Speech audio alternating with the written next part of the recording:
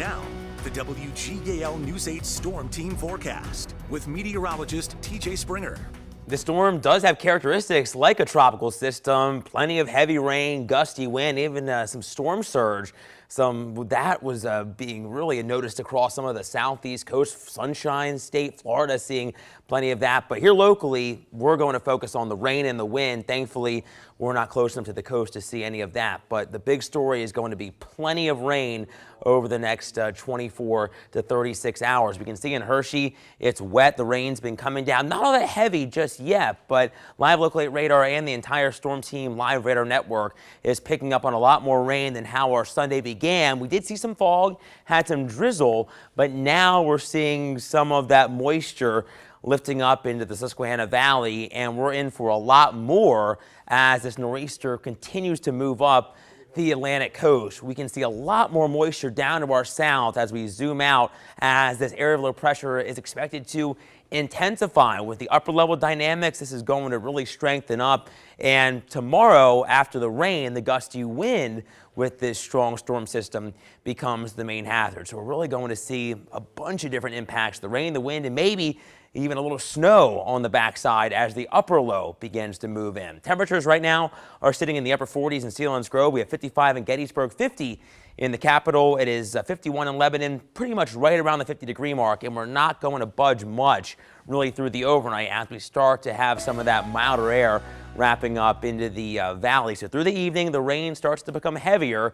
Temperatures hanging out in the lower to middle 50s. The breeze starts to pick up a little bit, and that trend continues through the overnight. Widespread heavy rain is on the table. Temperatures pretty much parked in the lower to middle 50s. Gusts possibly up around 25 miles per hour, but the real wind moves in tomorrow. Could have some showers around through the morning drive, and then all this starts to pull away. Temperatures are going to fall behind that cold front, and for the afternoon, we're back into the 40s with gusts possibly up around 40 miles per hour. So that's the big story for our Monday. The rain is the big story tonight.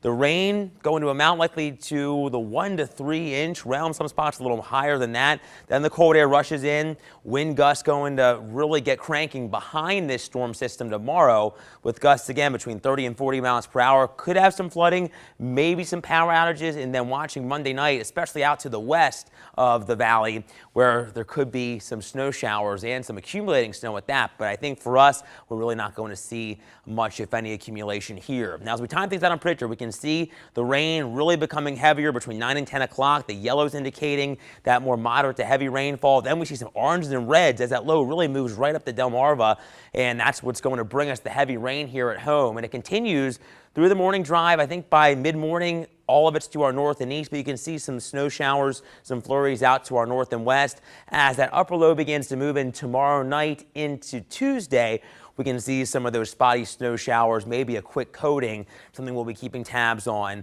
over the next 24 hours. But the rain is the bigger story. Accumulations on top of what we already seen, still between 1 and 2 inches, with some spots possibly seeing a little bit more than that. That's why we have these flood watches posted through Monday evening for just about all of the valley. The farther east you live, that's where the rain will be heavier. Now, in terms of the wind, you can see the gusts steadily increasing through tomorrow, likely getting between 30 and 40 miles per hour during the late morning into the afternoon, but they stay blustery on Tuesday as the upper low moves in. So really seeing it all here, as I mentioned, throughout the next couple days. The cold air really taking over Tuesday. That's when the core of the cold is with us. Could have wind chills stuck in the 20s throughout the day. So Tuesday, rather than the start of winter on Thursday, will be the more wintry day. Temperatures actually moderating some back into the middle 40s on a Thursday. Little weak disturbance moves in.